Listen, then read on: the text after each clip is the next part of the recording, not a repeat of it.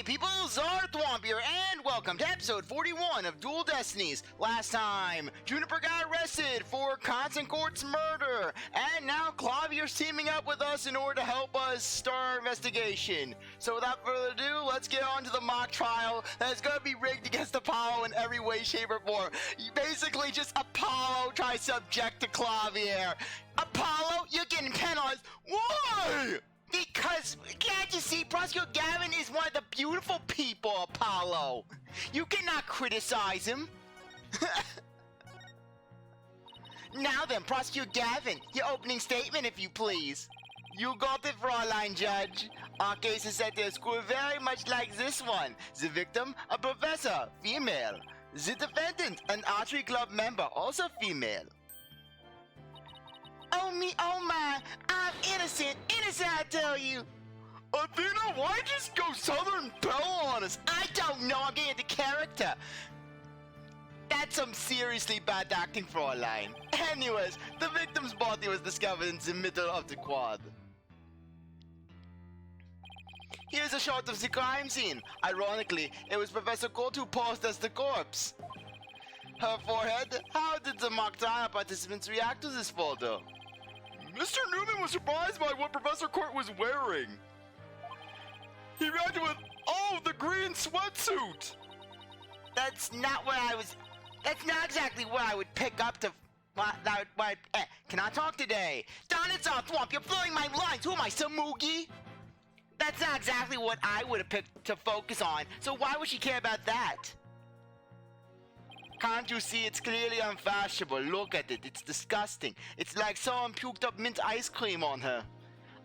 Too much of a fledgling to know what's important, that one. In any case, both in the mock trial and the actual case, Professor Court was wearing a sweatsuit. Moving right along... Hold it!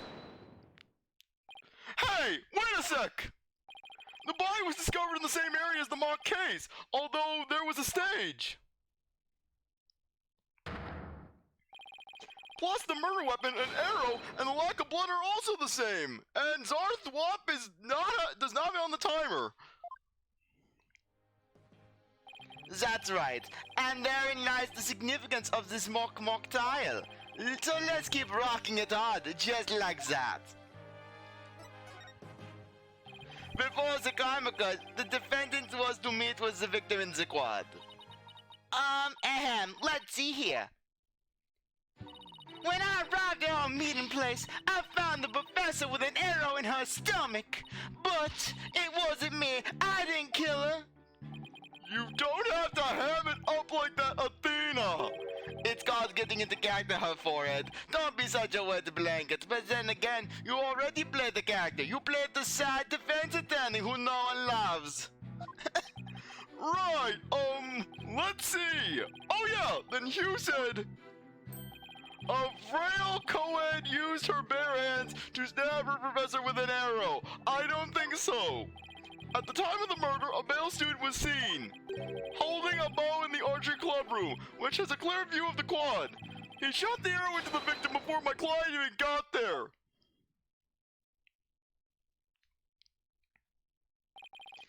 Nine, Herr Forehead. That faint swagger does not suit you in the least. You're as intimidating as a teacup poodle. Order! Especially you, Mr. Justice. Me? But I was just trying to get into it like Mr. Euro Rocker said. But there's a difference, Apollo. I am warm for his form, whereas you... You're more like a teddy bear that you say, oh, it's cute, but would you honestly do it, Apollo? Would you do your teddy bear? Oh my gosh. So, the victim was shot from the archery club room before the meeting even took place. Hence, the defendant could not be the killer. That seems to be the defense's assertion. Prosecutor Gavin, do you have any objections? The autopsy notes that the edges of the victim's wounds were unusually ragged. Could such physical trauma possibly result from an arrow shot from a bow? 9! I believe the victim was impaled with the arrow by hand, post-mortem. In short, the real murder weapon was not the arrow at all. When Robin was prosecutor, he had a tough time determining the real murder weapon. Ach, but that's the difference between the rookie and the professional. You see, not only do I know the truth, but I am able to find it without doing anything. Fräulein Detective does all that for me, ja? Well, he's just a student, a warm-up act, while I am the real deal, the headliner, so to speak. I have detectives who do it for me, especially Fräuleins who throw the snacks at me. She may throw the snacks, but I can't argue with the results. The true murder weapon was most likely the all that was left in the art room. And all, what's that? And all you say? What might that be? It's a kind of tool used for poking holes in paper, wood, and other materials. Heck, I have personal experience with myself. You see, back when, my brother, he took up bet making one time. It was a little hobby he tried it for about a week. He ended up stabbing a picture of her right a bunch of times, yelling, "Die, die, die." Didn't make a single bet though. It's kind of like an ice pick. I have a photo here if you're interested. Gross! It's all bloodied up to the handle. Please tell me it's just paint. Most likely, Fräulein. Pretty realistic, ja? Let's pretend it's real blood for now. The defendant's prints were lifted from the murder weapon. Furthermore, traces of the victim's blood were discovered in the art room. That's where I believe the murder actually took place. So, the question now is, how did the body get from the art room to the stage? The murder took place in the third-floor art room, but the body was found in the quad. It must have been quite a chore moving the body all that way. Not at all. There's a maintenance area and storehouse right outside the art room. And a cart used to carry balls around was found there. Oh, I think I've seen one of those before, but that's a pretty big one. A jumbo jar, big enough to fit a person or a body in it. The defendant dropped the body from the art room window, then moved it with the cart. That is how a high school girl could easily move a body all by herself. You don't say! Objection! A body drop from 3 stories up would show signs of massive blunt force trauma. Objection! That may be true, but you failed to account for the large high jump mat in the storehouse. A body dropped onto such a mat would show no signs of blunt force trauma. Yikes! It's almost scary how similar this whole case is to mock trial proceedings. Who ate the crafty killer in an attempt to cast suspicion on the archery club?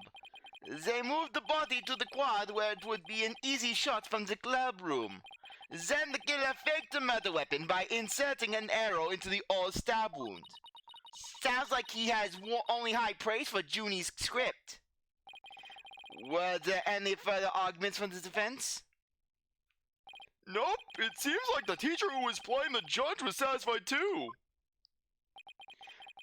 Time for the finale then. Your verdict, if you please, Fräulein Judge. Huh? Oh, right, that's me. Very well. This court finds the defendant, Juniper Woods. Wait a second. Even if this is just a mock trial of a mock trial, I don't want to declare Junie guilty. Yeah, perhaps that's not such a good idea. Let's end our mock trial here. Besides, it's about time I get back to my investigation.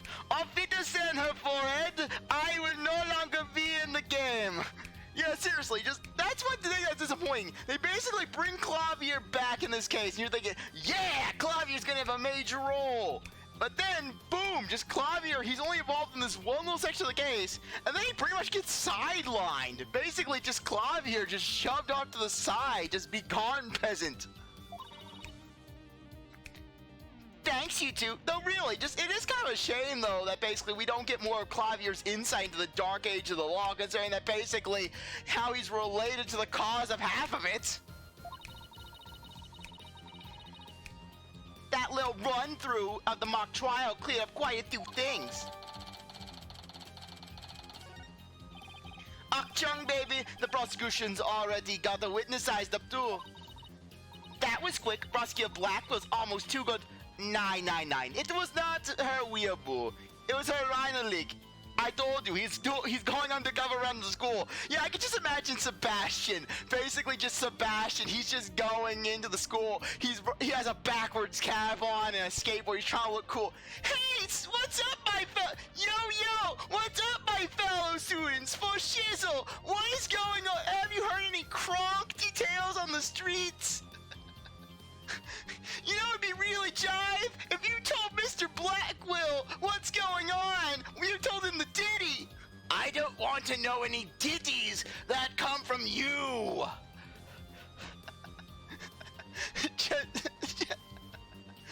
just Sebastian hitting the streets.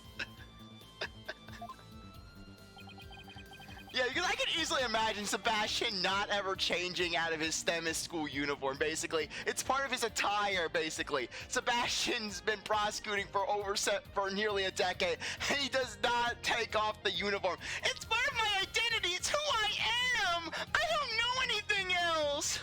Clothing stores scare me. Pants with zippers always hurt me. I can never get around them. I always get pinched in them.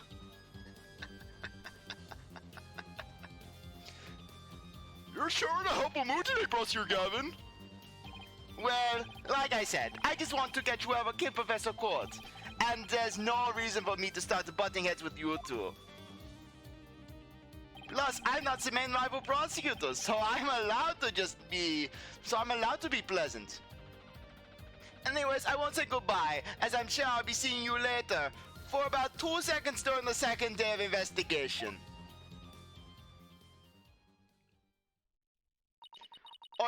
I always thought prosecutors were all a rather scary bunch, but Prosecutor Gavin seems pretty nice. Yeah, he's not so bad as prosecutors go. Even though Apollo, basically, all doing Apollo justice, basically is just so salty when it comes to Klavier. Like, basically, Apollo... Sorry, yeah, really, we're basically... Apollo gives off some slight incel vibes when it comes to Klavier. We're basically just about, he always gets the girls! Why can't I get any?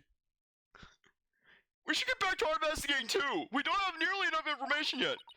And we also tell Mr. Wright that we accepted Junie's case. Right. Looks like we have our work cut out for us. Oh, nice! Your attorney's badge! That's the first thing you want to present when you meet someone new. I heard that's what all lawyers do. You heard that from who? Who else? Mr. Wright! Just remember, your badge goes first. And then meanwhile in prison, just Kristoff. I sense a disturbance. I sense as if my presence as if my influence was unappreciated. Yeah, because really, I can just imagine, basically, during all the investigations that basically Apollo out with Kristoff. Kristoff, do you know who I am? Look at this badge. Do you know who I am? I am an important man. Don't you walk away from me.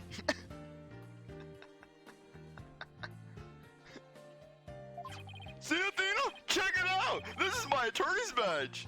Oh, that's so intense. I want to present mine like that, too. And then Athena, she tries to present aggressively and just ends up punching Apollo right in the face.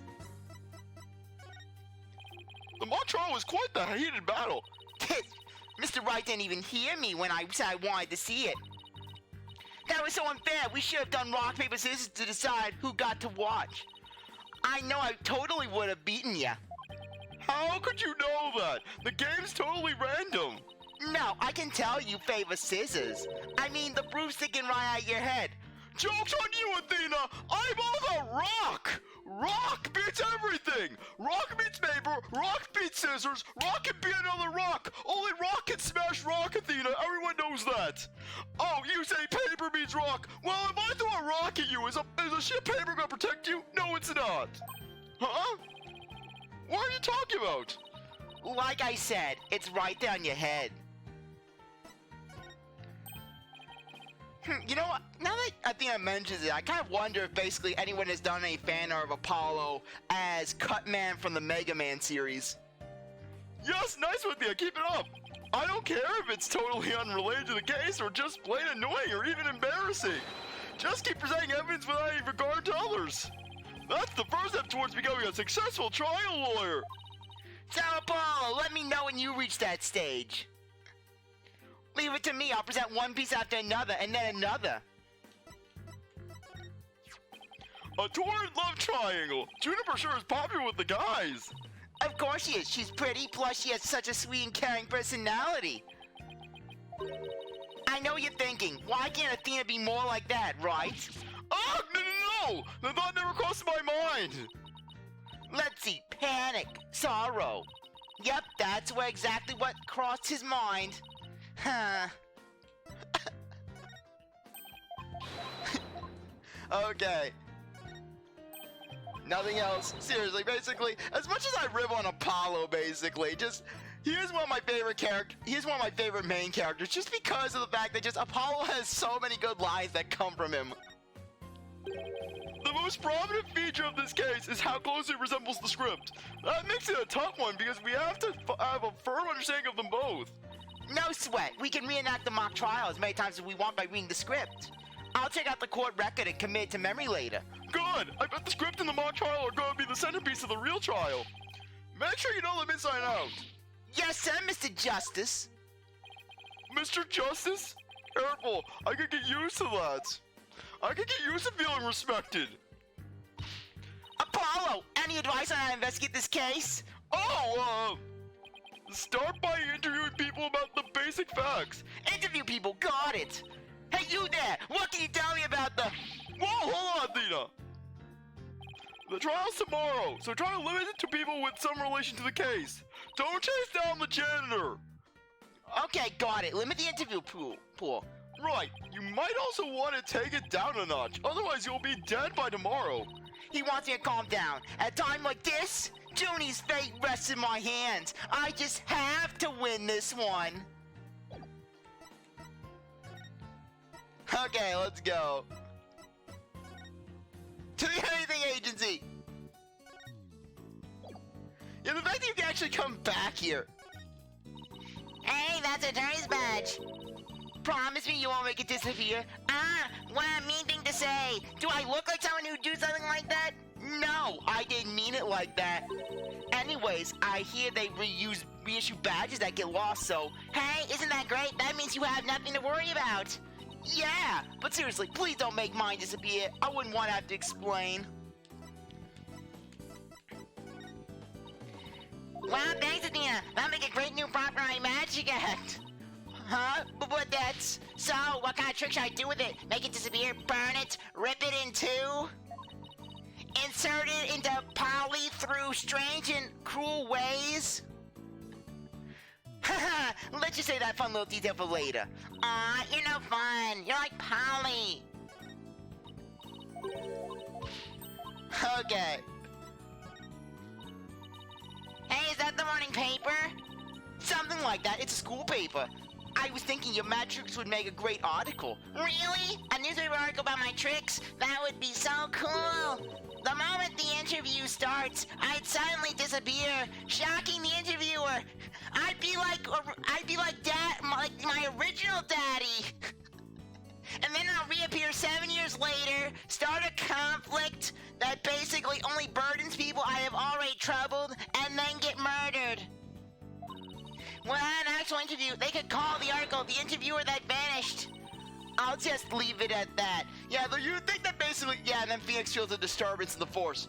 Trucy, you are not going to be engaged in that behavior. I hate you better.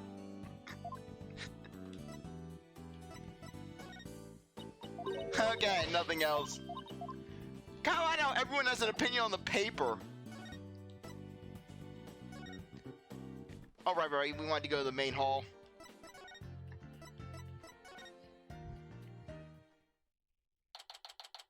October 24th, Themis Legal Academy.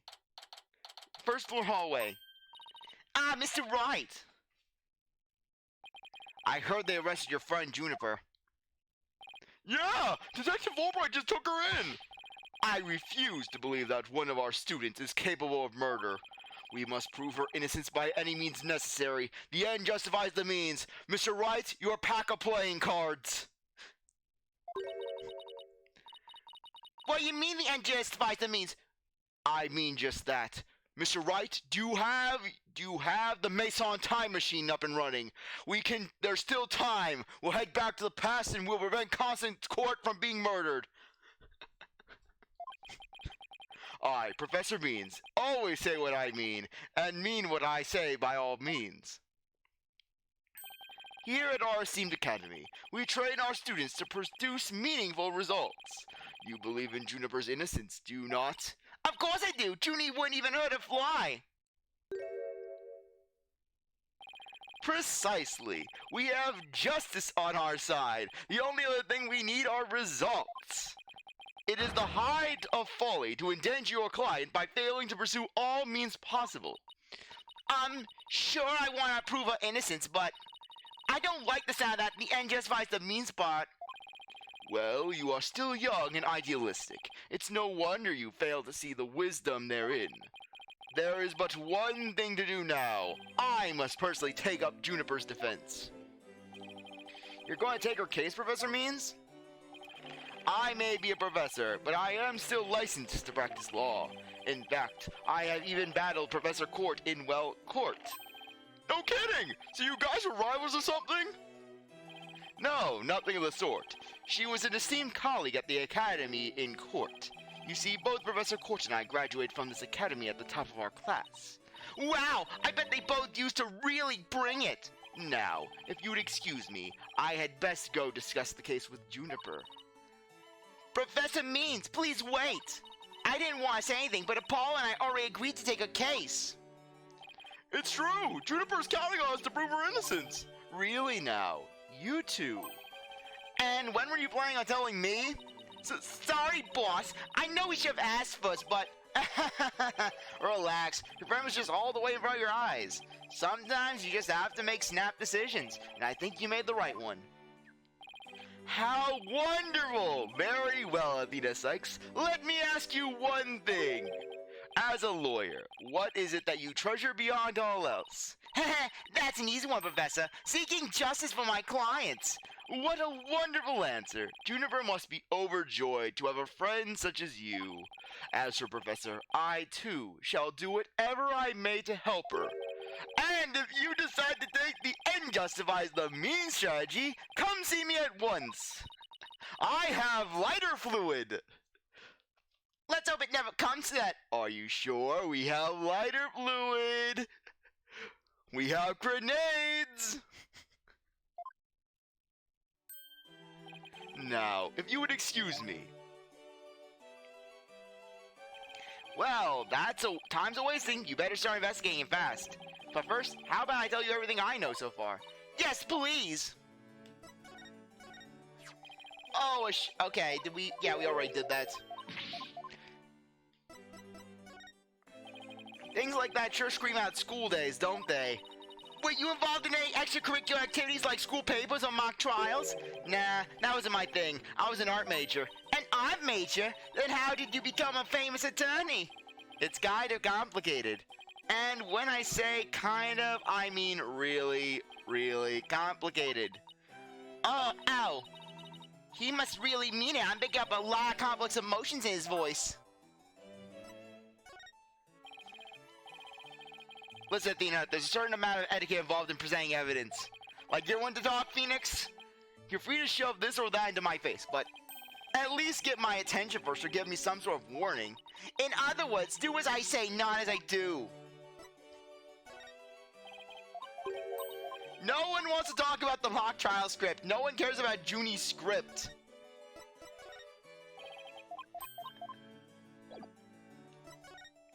About the murder. Have you learned anything new about the case? Actually, I ran to Prosecutor Gavin, and he told me something interesting. Seems the murder took place in the art room. There's traces of a large pool of blood in there, so the police believe the body was moved from there to the stage. What, really? Just like the mock trial again? The police are searching the art room, but whether they'll find anything, well, what? Come to think of it. Let's do our own crime scene investigation before it gets too crowded around here. Huh? Are we even allowed to do that? It's no big deal, as long as we leave it exactly like we found it. Plus, no, never mind. Now, where was I again? But there's really no need to talk about it right here, right now. I want you two to find out for yourselves. So, were you shocked by your conversation with Professor Means? Oh, I guess so. Actually, that was pretty shocking. The dark age of the law. I'm sure you've heard those words before. Sure, a number of times. Prosecutors file false charges and lawyers fight back by fabricating evidence. There's a lot of that going around these days. But the question is, how is it related to the case at hand? Training students to produce results. That is the school's policy. Well, that in and of itself isn't a bad thing. Right. As long as those results come by fair and honest means.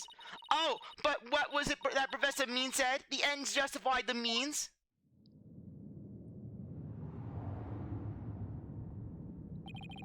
To survive the dark age of the law, you must use any means necessary. Fabrication of evidence and false charges are unavoidable in the quest for results. That's what they're preaching here at Themis Legal Academy. But what'll happen to our legal system if results are all that matter anymore? Haha, relax, it's just a rumor. I'd take it with a grain of salt if I were you.